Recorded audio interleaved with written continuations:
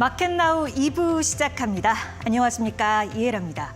어제에 이어서 이 상승 쪽에 조금 더 기울여져 있는 우리 증시, 이 흐름 이어질지 오늘 지켜보셔야 될 것 같은데요. 이 어제에 이어서 이 현대차 그룹주 좀 강한 모습을 보여주고 있는데 이 흐름이 이어질지, 그리고 삼성전자를 필두로 한 반도체가 반등을 모색하고 있는 구간인데 조금 더 힘을 내줄 수 있을지 한번 체크해 보셔야 될 것 같습니다. 지난주에 저희가 오만한 인터뷰 시간에 게임 업종을 다뤘었어요. 그런데 왜 이 시점에 게임주냐라는 걱정이 무색하게도 많은 분들이 관심을 가져주셨는데요. 그래서 오늘은 네이버 카카오 점검해 보려고 해요. 아마 시름이 기셨다고 느낀 분들 많으실 것 같은데 오늘 끝까지 채널 고정해 주시면서 관련 내용 챙겨가시길 바랍니다. 자, 그럼 먼저 10시 구간 시장 상황 체크해 보고 올게요. 자, 코스피 보면 0.27% 정도 강보합권에서 머물러 있습니다.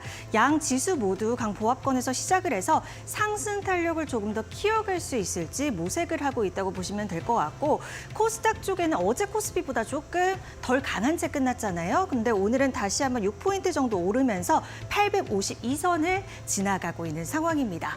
자, 수급 상황을 좀 보면 지금 코스피부터 먼저 볼게요. 개인 쪽에서만 좀 사주고 있고, 외국인은 3일 연속 순매도, 그리고 기관 쪽에서도 다시 한번 덜어내주는 움직임이 보이고 있습니다. 외국인 쪽에서 1,288억 원가량 팔고 있고, 기관 쪽에서는 그보다는 크지는 않은데 역시나 매도 우위로 집계가 되고 있다는 점이 포착이 되고 있습니다. 코스닥 쪽도 살펴볼게요. 크게 다른 상황 아닙니다. 외국인과 기관 역시나 2거래일째 동반 매도에 나서고 있고요. 개인만 좀 받아주는 흐름, 600억 원대 순매수세 나타나고 있는 상황입니다. 자, 자세한 종목과 섹터 얘기는 2분 통해서 들어보도록 하겠습니다. 자, 오늘은 윤정식 바로자산운용 상무와 얘기 나눠볼게요. 상무님 안녕하세요. 네, 안녕하세요. 네, 오늘 흐름 어떻게 보고 계신지, 또 주목해볼 이슈 있을까요? 네, 우선 전일 밤에 미국 증시 반등했죠. 그러면서 국내 증시 상승을 하고는 있는데 상승률이 뭐 크지는 않습니다. 소폭 반등하는 그런 모습을 보여주고 있고요. 사실 전일 같은 경우 국내 증시가 상승을 했죠. 그러니까 미국 증시 상승이 국내 증시에서 어느 정도 선반영이 되어 있는 상황이다. 그렇기 때문에 미국 증시보다는 조금 약한 그런 모습이 오늘 좀 나온다라고 보시면 되겠습니다. 삼성전자와 SK 하이닉스가 사실 시원한 모습을 보여주지는 못하고 있어요. SK 하이닉스는 약보합권이고 삼성전자는 강보합 정도의 모습을 보여주고는 있는데 그럼에도 불구하고 오늘 좀 상승하는 그런 모습을 보여주고 있고요. 상승하는 섹터, 수급적으로 좀 들어가는 부분들을 좀 살펴본다라면 이 자동차 쪽 운수 장비 이 섹터로 매수세가 들어가고 있고요. 그리고 은행주가 중심이 된 금융업 중심으로 매수세가 들어가고 있습니다. 그렇기 때문에 이쪽 섹터로만 거의 수급이 좀 집중이 되고 있고, 그 외에는 매도세가 좀 많고요. 특히나도 전기전자 섹터, 이 반도체가 중심이 된 이 전기전자 쪽으로는 외국인의 순매도가 좀 강하게 들어가고 있다는 점. 그러니까 코스피 순매도가, 외국인 순매도가 1,273억이거든요. 지금 기준으로 보면 1,300억이 좀 안 되는 그런 모습인데, 전기전자 쪽으로 1,586억이 순매도가 되고 있습니다. 그러니까 운수장비와 금융업 쪽으로 매수가 들어가고 있는데, 그 섹터를 빼고 나면 외국인은 순매도 금액이 좀 더 늘어난다라는 점. 그러니까 반도체 쪽으로는 아직까지는 좀 혼조세 혹은 차익 실현 매물이 좀 나오고 있는 그런 상황이고, 기업 밸류업 프로그램에 수혜가 있는 운수장비, 자동차와 은행주가 중심이 된 금융업 쪽으로는 수급이 좀 들어가고 있는 그런 상황의 모습을 오늘 나타내고 있다라고 보시면 되겠습니다. 네, 오늘장 시장 상황 살펴주셨는데 주목 섹터도 연동해서 생각해 보면 될까요? 네, 좀 전에도 제가 매수세가 들어가고 있는 게 자동차와 은행이다라고 말씀을 드렸죠. 근데 자동차도 오늘 상승을 하고 있습니다. 현대차, 기아 상승을 하고 있는데, 은행주가 전일도 굉장히 좋았고 오늘도 같이 좀 상승을 하고 있죠. 순매수 금액은 은행이 운송장비보다는 작습니다만, 그럼에도 불구하고 상승률 굉장히 좀 크고, 기업 밸류업 프로그램 좀 기대감 줄어든 줄 알았는데 다시 한번 좀 강하게 기대감 받으면서 은행주 올라가고 있기 때문에 오늘 같은 경우는 은행주들 좀 주목해 보시면 좋을 것 같습니다. 네, 그렇다면 특징 종목도 살펴보도록 할게요. 네, 좀 전에 제가 은행주 말씀을 드렸는데, 은행주 중에서도 1등이죠. KB금융 좀 말씀을 드리겠습니다. 은행주 같은 경우는 어제 이 주주 환원 노력을 많이 기울이고 있는 기업의 법인세에 대한 세액 공제 이런 발언이 있었죠. 그러면서 이런 부분들에 대한 기대감이 있었고 은행주 사실 이렇게 많이 오르는 날 흔치 않죠. 전일 굉장히 많이 올랐고 오늘도 긍정적인 모습을 보여주고 있습니다. 기업 밸류업 프로그램, 그러니까 밸류의 매력이 높은 기업들에 대한 기대감이 다시 한번 좀 살아나는 이런 분위기가 나왔기 때문에 은행주들, 그중에서 KB금융 전일 상당히 좀 많이 올라가는 그런 모습을 보여줬고요. 은행주들 우려감이 있었죠. 밸류업 프로그램 기대감 좀 줄어든다라는 거는 시장에 대한 부분이 있었고 기업 자체적으로 놓고 보면 이 ELS에 대한 이슈, ELS 얼마나 많이 이 배상을 해줘야 되느냐 이런 부분들이 있었는데 이제는 거의 끝나가는 분위기죠. 사실은 근데 ELS 부분 영향이 있기 때문에 1분기 실적은 컨센서스를 하회할 겁니다. 그렇지만 KB금융 같은 경우는 ELS 이슈는 당연히 배상금이 많이 나간다는 부분에 있어서는 부담스럽지만 일회성 요인이고요. ELS 영향을 반영을 해도 KB금융은 다른 경쟁은행 대비해서도 자본 비율에 대해서는 압도적인 우위가 계속되고 있다는 점. 자본 비율이 높다 하면 이어지는 게 바로 나오죠. 주주 환원 정책이 나옵니다. ELS 반영에도 자본 비율이 굉장히 높은 상황이고 자본 비율이 압도적으로 높기 때문에 주주 환원책, 그러니까 배당이라든지 자사주 매입이라든지 이런 부분도 할 수 있는 게 상당히 좀 많죠. 그래서 주주 환원 규모, ELS 배상 금액은 커졌지만 주주 환원 규모는 사상 처음으로 40%를 좀 넘어갈 것으로 보여집니다. 그만큼 주주 환원책 상당히 긍정적이고 이런 주주 환원 관련된 기업 밸류업 프로그램 주목받고 있기 때문에 KB금융 오늘 좀 주목을 해보시면 좋을 것 같고요. 두 번째로는 이 현대차도 같이 좀 말씀을 드리겠습니다. 자동차, 제가 좀 전에 외국인이 사고 있는 섹터, 운송 장비와 금융 말씀을 드렸죠. 운송 장비에선 현대차 제일 많이 사고 있습니다. 사고 있는 이유는 주주 환원, 기업 밸류업 프로그램 이런 수혜도 좀 받고 있고요. 근데 여기보다 더 큰 이유가 자동차는 실적입니다. 영업이익이 한 3.7조 원 정도로 컨센서스가 한 3.5조 원 정도거든요. 여기를 한 7에서 10% 정도 상회할 것으로 보여집니다. 자동차에서 컨센서스를 상회하는 그러면 질을 좀 살펴볼 필요가 있는데요. 첫 번째로는 믹스 개선입니다. 좋은 믹스가 있었는데 우선은 지역적으로 미국이 늘어났고요. 인도도 늘어났습니다. 마진율이 좋은 곳에서 잘 늘어났다라는 점. 그리고 차종, 마진율이 높은 자동차들에 대한 믹스도 개선이 됐습니다. HEV도 전년 동기 대비해서 12% 정도 늘어날 것으로 보여지고요. SUV 비중도 늘어날 것으로 보여집니다. 마진율이 좋은 차종이죠. 일반 차종보다. 그러면서 마진이 올라갔다라는 점. 그리고 환율도 좋습니다. 1분기 평균 환율이 1,330원인데요. 환율이 높아지면 같은 가격에 팔아도 국내에는 마진율이 좋아지고요. 달러로 받았기 때문에. 그리고 가격을 좀 할인할 수도 있는 부분들이 있죠. 이 환율이 우호적이었다라는 점. 이런 두 가지가 실적에 긍정적인 실적을 만드는 가장 큰 두 가지 요인으로 작용을 했고요. 마지막으로는 기업 밸류업 정책에 대한 기대감. 여전히 전일 다시 한번 이런 부분에 있어서의 부활될 수 있는 이 기대감을 가질 수 있었고 또 한 가지로는 그래도 지금 주가가 올랐음에도 불구하고 PBR 0.6배 수준입니다. PER이 4배 수준입니다. 굉장히 낮죠. 밸류 매력이 상당히 좀 높은 상황이다라고 보시면 되겠습니다. 네, KB금융과 현대차까지 살펴주셨습니다. 상무님 오늘 말씀 고맙습니다. 네, 감사합니다.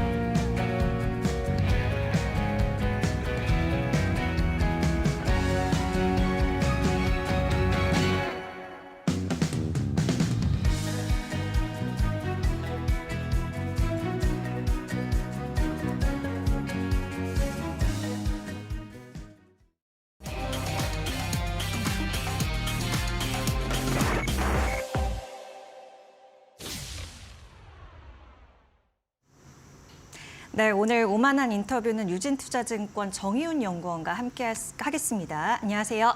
안녕하십니까? 네, 안녕하세요.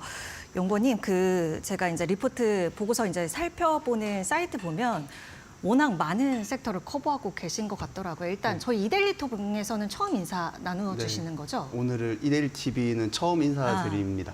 예. 네, 어떤 섹터 맡고 계신지 좀 설명해 주세요. 지금 현재 인터넷 게임 섹터 하나 이렇게 소프트웨어 쪽을 맡고 있고요. 그리고 좀 생소하실 수도 있는데 우주산업도 담당을 하고 있어요. 네. 그래서 우주산업 담당한 지 3년 정도 됐기 때문에 네. 오늘 또 기회가 되면 우주산업에 대해서도 말씀을 드릴 수 있으면 좋을 것 같습니다. 네. 뭐 많은 질문을 드릴 수 있을 것 같아서 지금 시작을 좀 한번 해보도록 하겠습니다. 일단은 네이버, 카카오 이제 실적 발표 앞두고 있는데 간략하게 좀 실적 전망 어떻게 보시는지 좀 살펴볼 필요가 있을 것 같습니다. 연구원님 어떻게 보세요? 네이버는 현재 시장 컨센서스에 부합할 것으로 전망을 하고 있어요. 근데 연초까지만 해도 사실 우려가 좀 있었거든요. 왜 그러냐면 지금 국내에서 광고 시장이 계속해서 안 좋아지고 흐름이 이어지고 있었고 또 커머스 쪽에서도 중국 쪽, 뭐 알리나 테무 쪽에서 많이 치고 들어오다 보니까 네이버가 상대적으로 이거 좀 타격을 받는 거 아니야라는 우려가 있었는데 이제 광고 매출 같은 경우에는 앱 개편 효과를 좀 많이 받은 것으로 보이고 그리고 커머스 같은 경우에는 지난해부터 이제 수수료율을 높이기 시작을 했거든요. 입점업체로부터 수수료율을 높이기 시작을 해서 이 인상 효과로 인해서 이런 부정적인 요인들을 좀 만회할 것으로 보고 있습니다.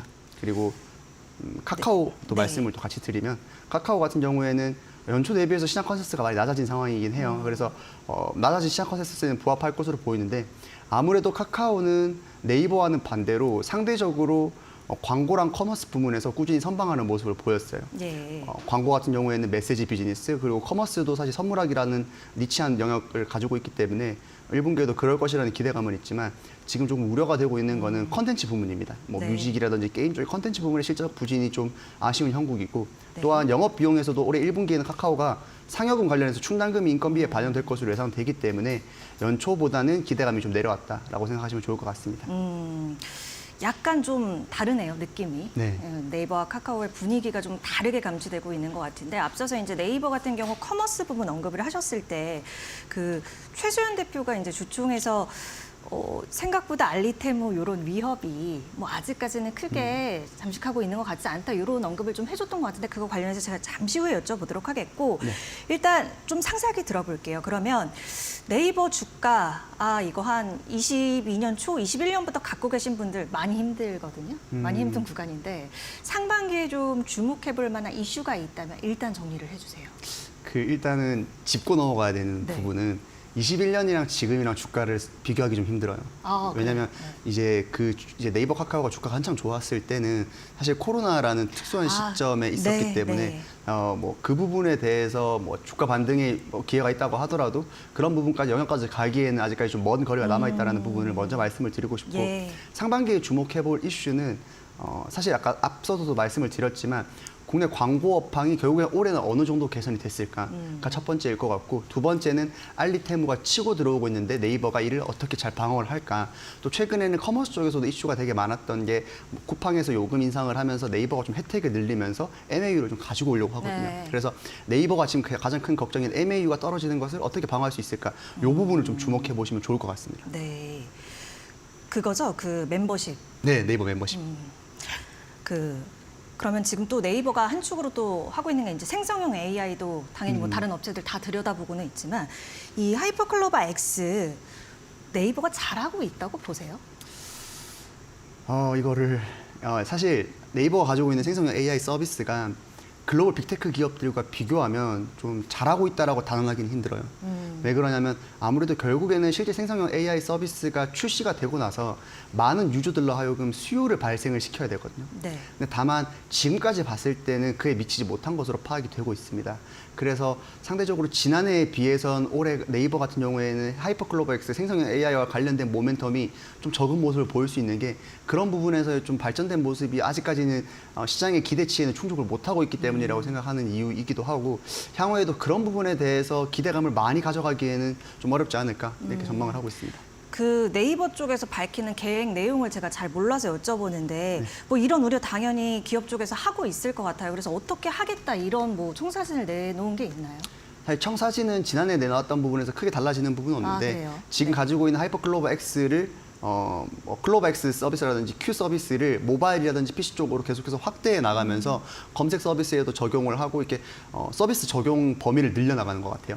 근데 서비스 범위를 늘려나가는 게 유의미하기 위해서는 이 서비스가 너무 유용하고 좋을 때 이 서비스가 좀 더 범위가 확장됐으면 좋겠다라는 부분에서 좀 의미가 있는 부분이지 사실 이 부분에서 현재까지만 해도 수요가 그렇게까지 눈에 띄게 나타나지 않는데 범위를 확장시켰다고 해서 크게 주가에 영향을 미칠까라고 했을 때는 좀 아니라고 말씀을 드리고 싶습니다. 그렇군요. 그리고 또 하나 살펴볼 만한 게 네이버 웹툰이 이제 미국 증시 상장하려고 준비하고 있잖아요. 네. 근데 이제 보통 이렇게 되면 모회사가 성장할 수 있는 동력을 잃은 거 아닌지 주주분들은 갖고 계신 분들은 이거 걱정하거든요. 어떻게 보세요? 분명히 자회사의 상장은 모회사에게 부정적인 영향을 주는 경우가 더 많았어요. 그런데 다만 현재 지금 시장에서 네이버 웹툰에 대한 평가 가치가 5조 원 정도로 평가를 받고 있거든요. 근데 만약에 미국 시장에서 상장을 했을 때 시장에서 미국뿐만 아니라 일본 글로벌 지역으로 진출하는 이 웹툰 시장을 좀 더 불리시하게, 그러니까 좀 더 긍정적으로 바라봐서 5조 원보다 더 높은 가치를 평가를 한다라고 하면 지금 현재 네이버가 가지고 있는 웹툰의 지분 평가 가치보다 더 높게 평가가 되는 거거든요. 그런 케이스에는 이제 좀 긍정적으로 바라볼 수 있는데 통상적으로 봤을 때 아니면 통상적인 밸류에이션이 받았을 때는 아무래도 모회사에는 부정적으로 더 작용할 가능성은 좀 더 있다라고 생각을 하고 있습니다. 네. 앞서 이제 우리 알리테무 공세에서 네이버가 어떻게 버텨내느냐, 또 여기서 얼마나 파일을 키워가느냐가 또 이제 커머스 분야 성장, 결국에 네이버의 성장으로 이어질 수 있는 요인이 될 수 있을 것 같은데 일단 현 시점 영향을 조금 더 짚어보고 이 관련해서 네이버가 과연 어떻게 버텨낼 수 있을까, 그리고 지금 이제 쿠팡 멤버십 같은 이슈도 있으니까요. 같이 한번 살펴봐 주시면 좋을 것 같아요, 연구원님. 좀 전반적으로 먼저 말씀을 네. 드릴게요. 알리테무가 지난해부터 엄청나게 치고 들어오고 있는 건 사실이에요. 그리고 중국 직구 플랫폼이 빠르게 확장되고 있는 것도 사실인데 제가 이제 말씀을 항상 드리는 게 많이들 이렇게 써보시냐라고 여쭤보드리거든요. 혹시 알리테무 써보셨나요? 저 사실은 그 개인정보 유출 뭐 이런 그런 부분, 얘기, 네. 이런 설들을 제가 네. 봐서 아직까지 저는 가입 안 했어요. 저 같은 경우에는 이제 일적으로도 그렇고 이렇게 몇 가지 물건들을 주문을 해봤어요. 근데 알리테무가 실제로는 네이버라든지 쿠팡과 비교해서 경쟁자가 어디라고 하면 사실 전 네이버라고 생각은 하고 있어요. 그런데 왜 그러냐면 쿠팡 같은 경우에는 아무래도 좀 더 배송이 빠른 부분에 강점이 있는 거고 네이버는 멤버십, 가격적인 경쟁 부분에서 쿠팡 대비해서 좀 우위가 있다고 보거든요. 근데 알리테무는 좀 가격적인 부분에서 이 부분을 좀 싸게 가져가는 부분이다 보니까 네이버와 경쟁을 하려고 하는데 아직까지는 네이버가 우위의 선점이 많습니다. 그래서 아까 일전에 질문에서도 네이버의 이제 최수현 대표가 우리 그런 부분에서 걱정하지 않는다라고 했던 말이 저는 반은 맞고 반은 좀 아니다라고 생각하는 이유가 반이 맞다라고 말씀드리는 이유가 아직까지 네이버가 우위를 가지고 있어요. 네이버 멤버십을 통해서 물품도 훨씬 많고 그리고 어떤 그런 신뢰성이라든지 제품의 어떤 퀄리티 부분에서도 네이버가 가지고 있는 강점이 많은데 다만 지금 중국 직구 플랫폼 같은 경우에는 네. 계속해서 돈을 투입을 하고 있거든요. 그러니까 마케팅이라든지 할인 정책을 계속해서 펼치고 있기 때문에 결국에 이게 득이냐 실이냐고 했을 때는 네이버 입장에서 실이 맞습니다. 네. 근데 다만 이거를 어느 정도만큼 잘 방어해낼 수 있느냐가 좀 관건일 것 같고 그런 관점에서 봤을 때 네이버가 지금 최근에 가지고 있는 멤버십 혜택을 늘린다든지 이런 정책들이 좀 더 그런 부분을 잘 방어하는 요소로 작용할 수 있을 것이다. 이렇게 전망을 하고 있습니다. 지금 말씀 들으면 네이버가 이 커머스 부분에 이 부분 때문에 성장 동력을 잃었다고 판단하기에는 좀 이를 것 같다는 생각도 들기는 합니다. 그런데 아까 말씀 중에 제가 살펴보면 아직까지는 이라고 하셨어요. 근데 어쨌든 공격적인 이러한 모습을 펼치고 있는 것은 맞으니까 약간 이런 시점에 대해서도 좀 의문이 들어서 어떻게 보세요?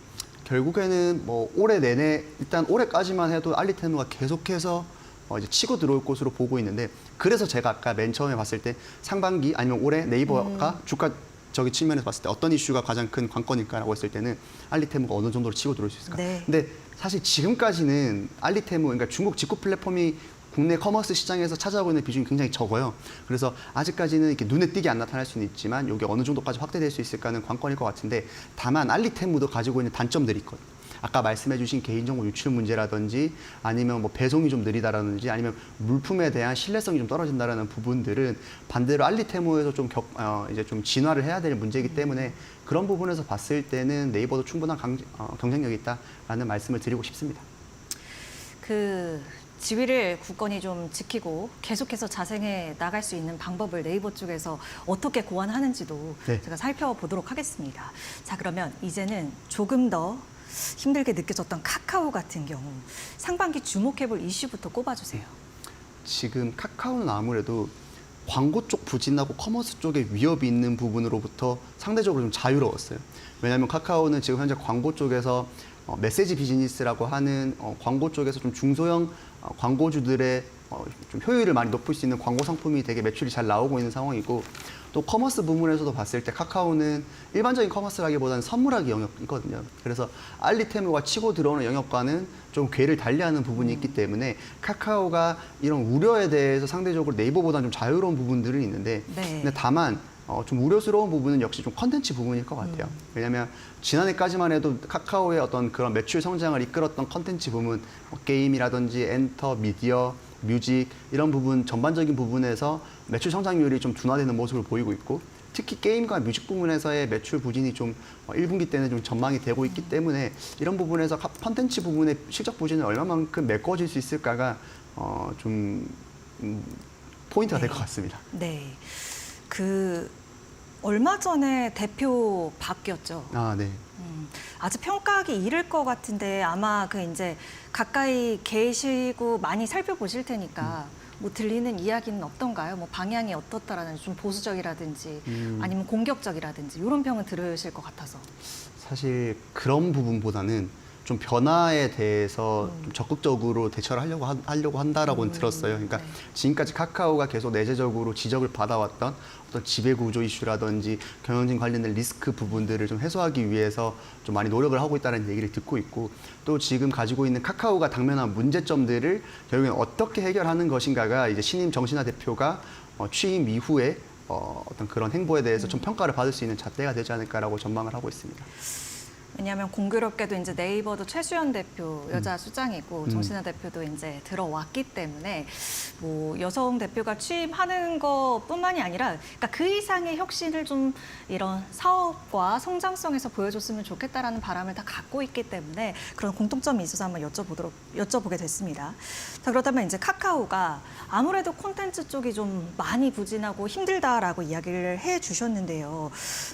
성장 모멘텀은 그러면 아까 말씀하셨던 그런 선물하기라든지 이런 데서 확 탄력을 받아야 되는 건가요? 맞습니다. 그 광고와 커머스가 들어있는 톡비즈 사업이라고 하는데 결국에는 잘한 거는 더 잘하게 하고 못한 거는 조금씩 이제 그런 이제 부진한 모습을 줄이 나가는 게 결국 핵심이고 결국 그러다 보니까 이제 성장의 핵심은 톡비즈가 될 것 같아요. 그러면 톡비즈라고 하면 광고 시장이 얼마나 개선되고 또 선물하기 영역에서도 뭐 직매입 상품을 좀 추가한다든지 이런 부분에서의 좀 성장 모멘텀을 찾아가야 되지 않을까 이렇게 전망을 하고 있습니다. 네. 자, 이렇게 네이버와 카카오 살펴봤고요. 우리 또 연구원님께서 3년 정도 들여다보신 분야가 바로 우주예요. 네. 그리고 또 5월에 우주항공청을 출범을 합니다. 그래서 짚어보고 싶었어요. 일단 우주항공청 하면은 미국 나사 같은 게 우리한테 생기면 된다고 보면 되는 거죠. 정확하세요. 그러니까 이게 국내 같은 경우에는 정부 주도의 우주 산업이 이제 만들어지는 과정에서 이를 주도했던 게 누구냐면 과기부 안에 있는 항공우주연구원이라는 항우연이요? 예, 네네. 항우연 단체가 있어요. 그래서 이 항우연 단체가 지금까지 국내 우주 산업을 이제 드라이브를 해왔는데 다만 이제 계속해서 그렇게 지적받아왔던 부분은 뭐냐면 항우연이 이제 국가의 되게 중요한 우주산업 개발에 있어서 조직이 너무 작은 거 아니냐. 그리고 뭐 청문연이라든지 각각의 기관들이 좀 더 하나로 뭉쳐서 좀 더 큰 기관으로서 이제 좀 발전이 돼야 되지 않느냐라는 좀 필요성을 계속해서 대두가 되고 있었어요. 그러다 보니까 국가 우주산업 발전을 위해서 조직 격상의 필요성이 느껴졌고 전 세계에서도 살펴보면 미국의 뭐 나사라든지 일본의 작사 그리고 유럽의 ESA 등과 같은 이제 대한민국에도 한국 나사가 필요하다. 이런 부분에 대한 필요성이 많이 느껴져서 이제 이번에 연초에 이제 국회를 통과해서 5월 달에 한국판 나사인 이제 항공우주청이 이제 설립이 될 예정입니다. 지금 갑자기 드는 생각인데 3년 전부터 맡으셨다고 했잖아요. 네. 왜 맡게 되셨어요? 이때부터 뭔가 이슈가 있어서 아니면 원래 관심이 있으셔서? 두 개 다라고 할 수 있는데 사실 3년 전에는 우주 산업에 대한 관심이 많지가 않았어요. 근데 국내에서는 잘 모르실 수가 있는데 전 세계적으로는 우주 산업이 굉장히 많은 관심을 받고 있고 또 빠르게 성장을 하고 있는 단계에 접어들었다라고 생각을 하고 있거든요. 그러다 보니까 국내에서 이제 잘 모르시는 투자자분들이라든지 아니면 뭐 기관이라든지 이런 부분에서 이 정보를 얻기 위해서는 되게 번거로운 일이 많았던 부분이 있고 그런 부분에서의 좀 더 가교 역할을 하기 위해서 제가 자료를 작성을 하면서 지금까지 꾸준히 팔로우업을 하고 있습니다. 그러셨군요.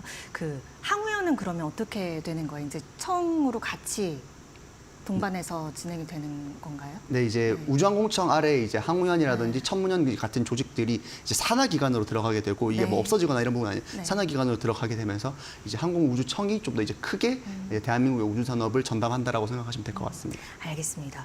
그 32년에 달 착륙선 요거 얘기가 많이 나오더라고요. 그래서 현재 좀 진행 현황이 어떻게 되는지도 궁금하고 그 이제 누리호 발사도 작년이었죠. 발사 성공을 또 하면서 이 민간 요 합동에 대해서 조금 더 이제 추진이 되겠다 그리고 가속도가 붙겠다라고 관심이 많이 모아지는 시점인 것 같은데요. 일단 이 달 착륙선 관련해서 현재 진행 현황을 한번 살펴볼까요? 2032년에 달에 가기 위해서 두 가지가 필요한데 로켓을 개발하는 게 하나가 있고요. 그리고 두 번째는 달 착륙선을 개발하는 게 하나가 있는데 지금 현재 달 착륙선 개발 사업 같은 경우에는 지난해 10월에 예타를 통과를 했습니다. 네. 이 달 착륙선 개발 사업 예타를 통과를 해서 개발에 착수한 달 착륙선이 현재 마찬가지로 개발 중인 차세대 발사체를 통해서 2032년에 발사될 예정이 있고 지난달에 정부가 우주 개발 5대 임무에 이 달 착륙선 이제 계획을 포함을 시키면서 전체 5대 임무에 9천억 정도가 투입될 예산이 있는데 그 안에서의 예산을 할당받아서 이제 본격적으로 사업이 진행될 것으로 예상을 하고 있습니다. 하나 에어로스페이스가 이 부분에서 좀 많은 역할을 하게 되죠. 네, 하나에어로스페이스 같은 경우에는 제가 아까 전에 말씀드린 두 가지 중에서 로켓 개발을 담당을 하고 있어요. 그래서 정확히 말씀드리면 차세대 이제 발사체라고 생각하시면 될 것 같은데 차세대 발사체를 이제 개발하는 데 있어서 체계 종합 기업을 선정하는 데 있어서 이제 하나에어로스페이스가 우선 협상 대상자로 이제 선정이 됐습니다. 그게 지난달 20일인데 그래서 기술 능력 적합성 평가를 통해서 사업 수행 역량을 인정받은 것으로 보이고 누리호 발사 때도 이제 하나에어로스페이스와 카이가 이제 경쟁하는 과정에서 하나에어로스페이스가 선정이 됐는데 이번에도 우선 협상 대상자로 이제 선정이 됐기 때문에 향후에 하나에어로스페이스가 차세대 발사체 사업도 이끌어갈 가능성이 이제 높아졌다라고 보시면 될 것 같습니다. 그 우주 산업, 우주 분야 좀 찾다 보니까 요새 저궤도 위성통신 요 얘기가 좀 나오더라고요. 그 새틀라이트 컨퍼런스에서도 많이 다뤄졌던 것 같고 어떤 거 이거 스타링크 같은 그런 거에 조금 달라요? 정확합니다. 아, 스타링크예요? 아. 정확한데 이제 사실 말이 좀 어렵잖아요. 저궤도 네. 위성통신이라는 말이 좀 어려운데 쉽게 말하면 인터넷 사업이라고 생각하시면 돼요. 그러니까 우리가 쓰고 있는 SKT, KT, LG 같은 통신사들 있잖아요. 그 사업과 똑같은 서비스를 제공을 합니다. 그런데 그 인터넷 서비스를 제공하는 방식에 있어서 차이가 나는 거예요. 기존에 있던 지상통신 같은 경우에는 우리가 광케이블망을 이용을 하잖아요. 네. 그런데 이 위성통신 사업자들은 인공위성을 이용을 하기 때문에 지상통신이 기존에 가지고 있었던 이런 음영 지역들을 커버를 해줄 수 있다는 부분에서 큰 강점을 지니고 있습니다. 그래서 대표적인 사업자가 이제 일론 머스크의 스페이스X 산하에 있는 스타링크 사업이 대표적인 사업자라고 생각하시면 될 것 같습니다. 이거 한국 들어오나요? 지금 한국에 지금 들어오려고 허가를 받고 있는 단계예요. 허가를 받고 그러니까 지난해 초에 이미 스타링크 코리아라고 하는 자회사를 설립을 해서 국내 SKT, KT, LG와 이제 MOU도 맺었고 국내에 이제 들어오려고 하고 있는데 다만 지금 좀 허가가 좀 지연되고 있는 이유로 제가 듣기로는 아무래도 이제 위성통신 주파수 대역대를 할당을 해야 되는데 이 주파수 대역대가 좀 그러니까 기존에 있던 주파수 대역대가 좀 혼선이 있을 수 있다라는 우려가 있어서 이런 부분에서는 좀 허가가 좀 지연되고 있다라고는 하는데 뭐 그렇게 멀리 남진 않았지 않았을까 국내에 상륙하는 것도 그렇게 보고 있습니다. 그런데 이게 저희 우리나라 같은 경우에는 네. 이미 그 아까 이제 지상에서 인터넷망 뭐 이런 얘기를 하셨는데 그 오지나 뭐 이런 데랑 좀 다르잖아요. 네. 우리나라니까 환경이 다르다라는 거죠. 이런 인터넷망에 대한. 근데 그런 수요가 그래도 어느 정도 이렇게 퍼질 만한 것들이 있나요, 우리나라에서도? 사실 국내는 많이 없어요.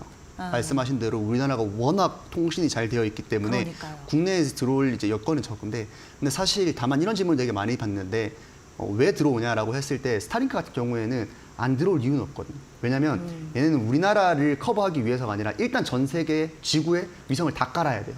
그러면 좋든 싫든 우리나라 위를 위성이 지나갈 수밖에 없어요. 그럼 우리나라에 수요가 있을 때 안테나만 갖다 주면서 서비스를 받으면 되거든요. 그러다 보니까 들어오는 거고, 그렇다고 해서 우리나라가 수요가 전혀 없느냐, 그런 부분도 아닌 게, 예를 들면 비행기라든지 배 이런 부분에 아예 지상 통신이 들어가지 못하는 부분은 또 스타링크가 들어갈 수 있기 때문에 그런 부분에서 역할을 또 있을 수 있다라고 말씀을 드리고 싶습니다. 스타링크는 상장을 하나요?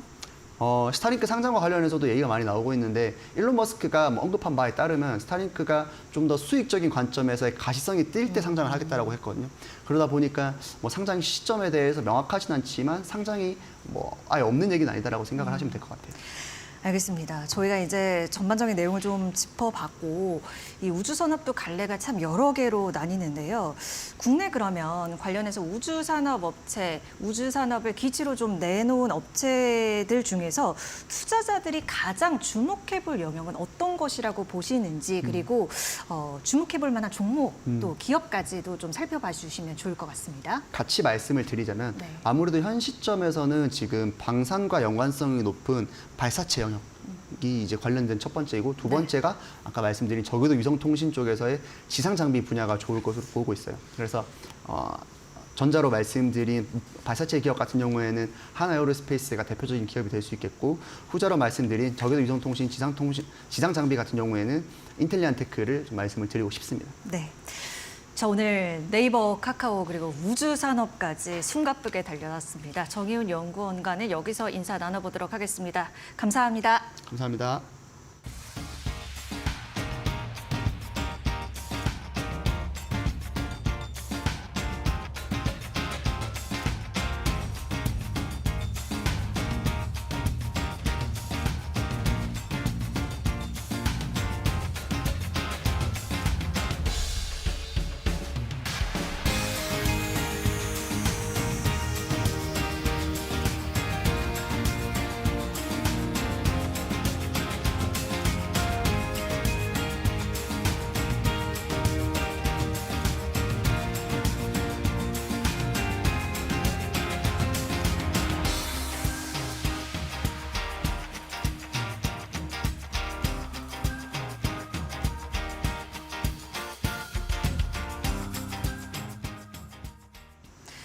태양건설 어떻게 되고 있는지 궁금한 분들 좀 많으셨죠. 오늘은 이 이슈 짚어보려고 해요. 마크린 권순 센터장과 함께합니다. 안녕하세요. 네, 안녕하세요. 네, 오늘은 아주 소녀스러운 모습으로 아, 그런가요? 봅니다. 같이 해주셨는데 네. 모습은 그런데 항상 이제 날카롭게 얘기를 해주셔서 오늘 더 기대를 해보도록 하겠습니다.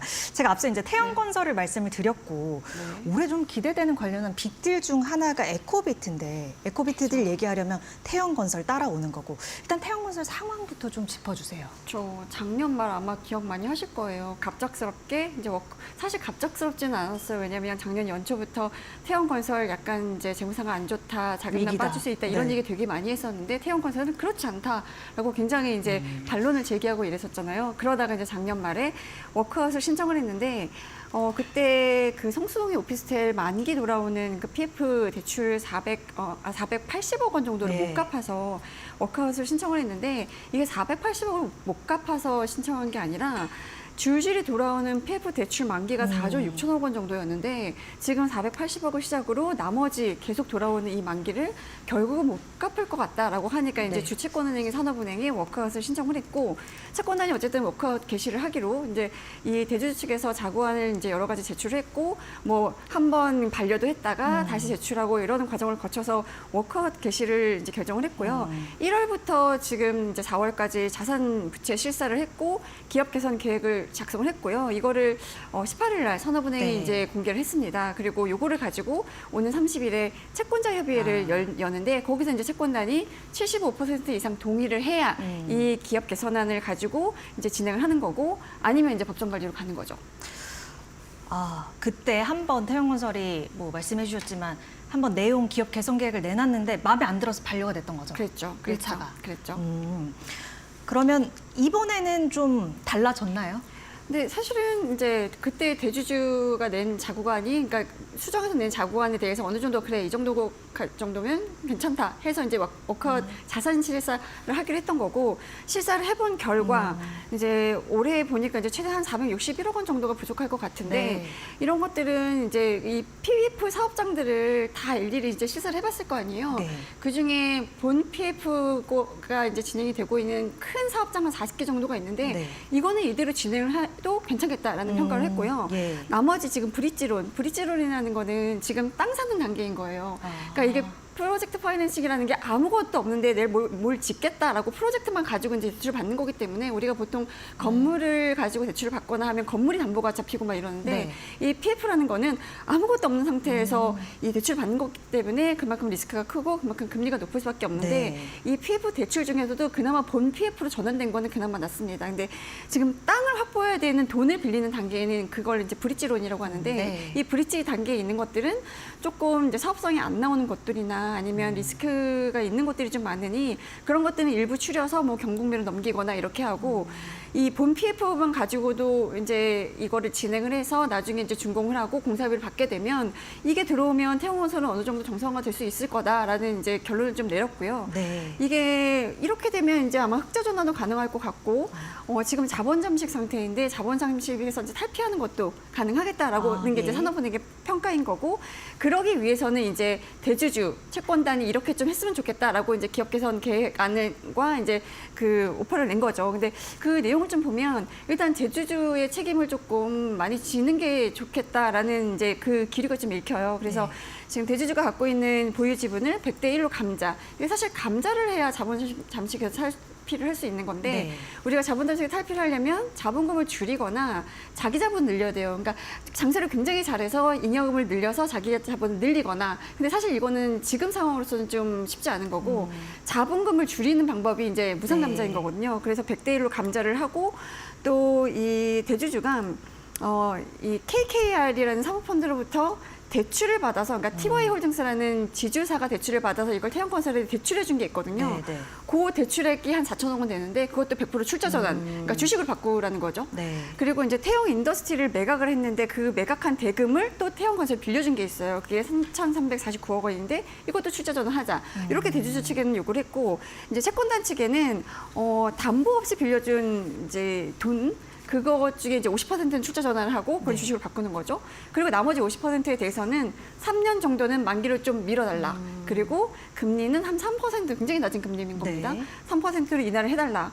그리고 지금 당장 태양건설이 굴러가려면 운용 자금이 필요할 테니 한 3천억 원 정도로, 이거는 마이너스 통장 정도의 느낌으로 이제 운용 자금 지원하는 방향이 어떠냐, 이렇게 안을 냈습니다. 이제 이걸 가지고 이제 채권단이 동의를 하냐 마냐, 이제 이 기로에 이제 놓여 있는 거죠. 센터장님 진짜 죄송한데 제가 막 숫자 나오고 이러니까 좀 잘 이해가 안 돼서 그 아까 대주주 기업 개선 계획 내용 이제 네. 처음 살펴주시면서 그 대주주 내용 예부터 조금만 다시 한번 좀 정리를 해주시면 안 될까요? 네. 일단 대주주 쪽에 요구하는 안과 채권단 쪽에 요구하는 안이 이제 같이 발표가 됐거든요. 네. 근데 대주주는 어쨌든 이제 태영건설 이렇게 만드는 거에 대한 책임을 이제 물어야 되잖아요. 네, 그렇죠. 그 이제 1월 달에 자구안으로 냈던 것 중에도 이제 일부 포함이 되어 있었는데, 일단 대주주가 갖고 있는 지분을 100대 1로 감자를 하는 거예요. 그러면 이제 지분이 줄어들겠죠. 네, 그렇죠. 자본금이 그만큼 태영건설은 네. 줄어드니까 태영건설의 자본금은 줄어들고 자본 잠식에 탈피할 수 있는 가능성이 높아지는 거고요. 그리고 이 TY 홀딩스라는, 그러니까 그 사실 대주주라고 통칭해서 얘기하고 있긴 한데, 이 태영그룹 안에 TY 홀딩스라는 지주사가 있습니다. 사실 지주사가 태영건설한테 대출해준 금액들이 있는데, 네. 그 대출해준 금액을 출자 전환하라는 거예요. 예. 그 대출액이 한 번 이제 4천억 원이 나갔고, 또 한 번 태영 인더스트리를 매각한 자금 3,449억 원. 그래서 대충 한 7,300억 원 정도를 출자 전환하라는 네. 거를 이제 대주주 쪽에 요구를 했고, 채권단한테는 빌려준 돈 50%는 이거를 빚으로 받을 생각하지 말고 주식으로 출자 전환해서 태영건설 주식으로 갖고 있어라. 네, 예. 그리고 나머지 50%는 일단 만기 한 3년 유예해줘. 그리고 금리도 좀 낮춰줬으면 좋겠어. 약간 네. 이런 거죠. 아, 이해됐습니다. 네. 그러면 여기에서 이제 에코비트랑 어떻게 좀 연결이 되는 거예요? 이게 사실 에코비트도 태영그룹 안에 이제 속해 있는 계열사인데 굉장히 알짜 기업이에요.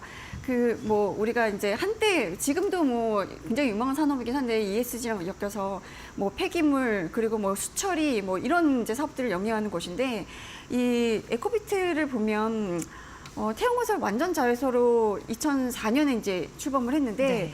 그 지금 2024년까지 오는 중간에 뭐 주주 구성도 많이 바뀌고 이름도 엄청 많이 바뀌었었어요. 예. 그러니까 뭐 굵직한 것만 보면 일단 2010년에 SK 디스커버리하고 SK 에코플랜트가 이제 출자를 하면서 뭐 일단 SK가 좀 들어왔고 2019년에는 삼양그룹의 휴비스 워터라는 데랑 이제 합병을 했거든요. 아, 예. 그래서 태형, SK, 삼양 이렇게 3사가 약간 이제 같이 운영하는 합작 형태로 이제 운영이 됐었는데 네.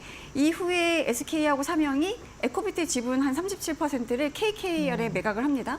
근데 그래서 이제 KKR이 보유하고 있는 지분이 37%가 됐고 그 이후에 KKR이 갖고 있었던 기업과 합병하고 이러는 과정에서 지금은 TY홀딩스라는 태형그룹 내의 지주사가 50% 그리고 KKR 50% 갖고 있는 구조가 된 거죠.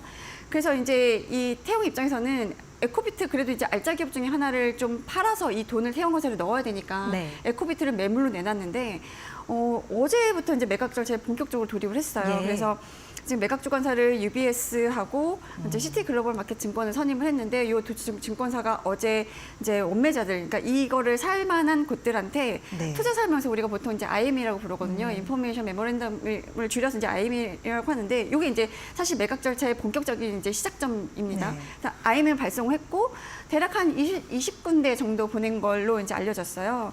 그래서 지금 뭐 사실 구체적으로 어디에 보냈는지는 이제 확인은 안 되지만 네. 대충 우리가 이제 인수 후보군으로 꼽았던 데들이 뭐 SK 에코플랜트 원래 이제 네. 지분을 넣었다가 뺐던 곳이고 여기는 근데 어쨌든 환경 산업을 하는 데고 건설사지만 환경 쪽으로 많이 이제 비중을 가져가고 있는 중인 곳이고요. 뭐 IMM 인베스트먼트라든가 어퍼마 캐피탈이라든가 뭐 맥커리 자산운용 여기 이제 펀드 쪽 그리고 기업 중에서도 뭐 IS 동서 이런 데도 좀 거론이 되곤 했는데 뭐 거론된 이후에 대부분 뭐 우리 관심 없다라는 이제 코멘트를 하는 것들도 있고 실제로 뭐 관심은 있긴 한데 좀 검토해 보겠다 이런 입장인 곳도 있고 그래서 일단은 다음 달 중하순 정도에 이제 예비 입찰을 실시할 예정이고 거기서 이제 우선 협상 대상자를 뽑아서 이제 실사를 하고 실제로 매각까지 이어질지는 좀 봐야 될 것 같습니다. 지금 이 에코비트 몸값이 한 3조 원 정도로 거론이 되고 있다고 하더라고요. 네.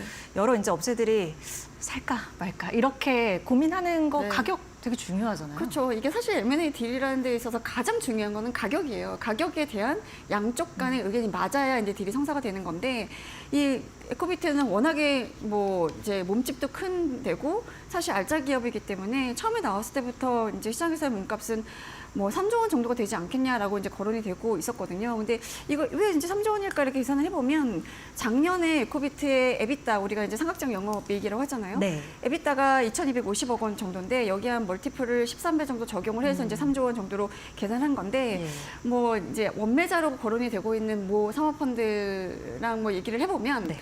우리도 여기에 관심이 있고 여기 잘할 수 있고 뭐 그래서 이제 검토를 해봤는데 3조 원 너무 비싸다. 아 그래서 약간 검토를 하다가 접었다 이런 얘기도 하고 이러거든요. 아, 예. 그러니까 이게 시장에서 3조 원이라는 거는 굉장히 높다라는 이제 평가가 일반적이고 그래서 그럼 적정가는 어느 정도로 보시냐 이렇게 물어보면 1조 5천억 원에서 2조 원 정도라고 이제 얘기를 좀 많이 하고 있는데 네.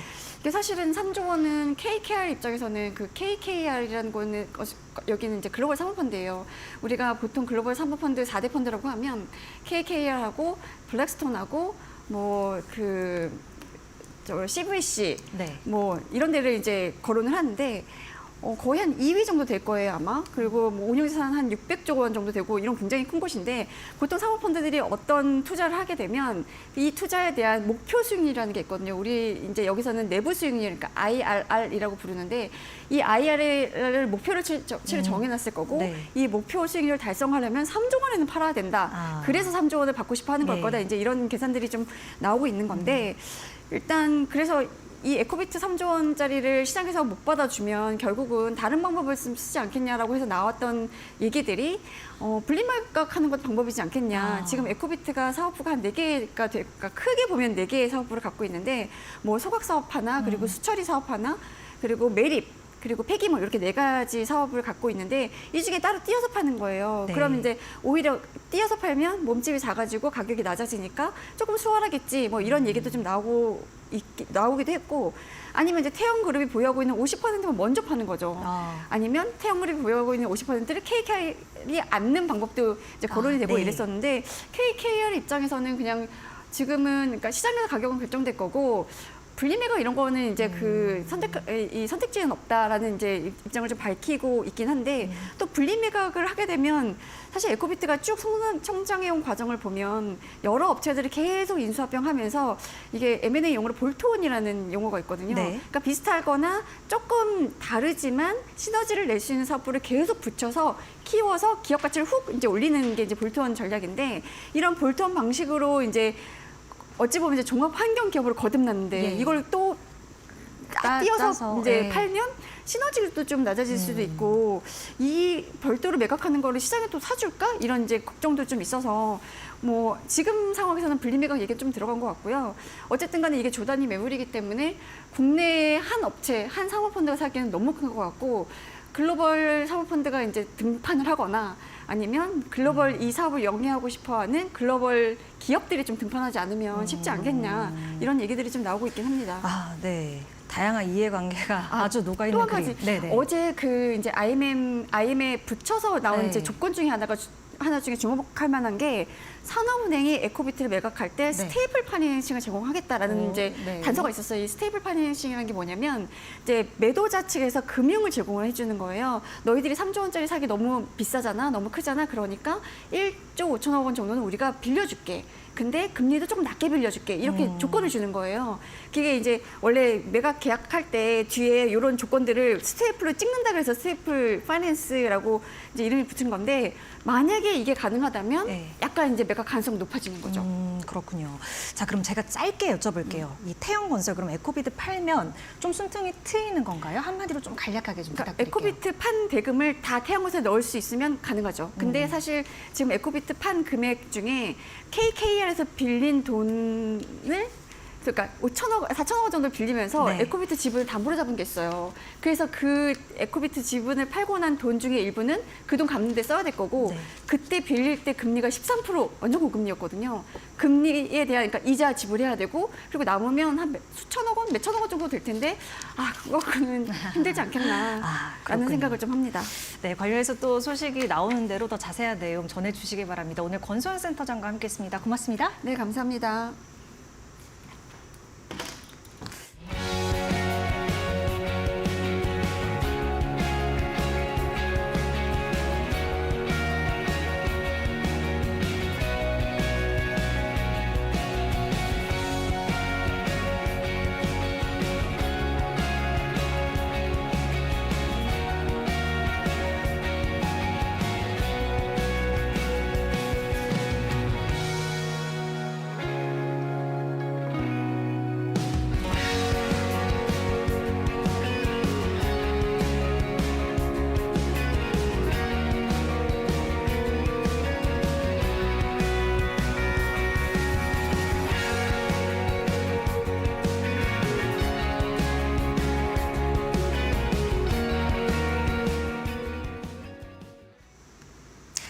네, 먼저 사진 한 장 같이 보시죠. 어제 하이브 이슈 여전히 오늘도 시장에서 이어지고 있습니다. 이 하이브 이슈 간략 정리하자면 하이브가 어두워, 그러니까 민희진 대표가 이끌고 있는 자회사이자 레이블 감사 착수에 나선다고 했죠. 하이브는 민희진 대표 등 어두워 측이 본사로부터 독립을 하려고 한다고 보고 증거 수집에 나섰다고 한 거고요. 여기에 이제 어두워는 이 내용에 좀 반발을 해서 경영권 탈취 의도는 없다. 단지 우리나라 음악 산업과 문화의 건전한 발전을 위해서 한 달 전부터 내부에 의혹을 제시했을 뿐이라고 밝혔습니다.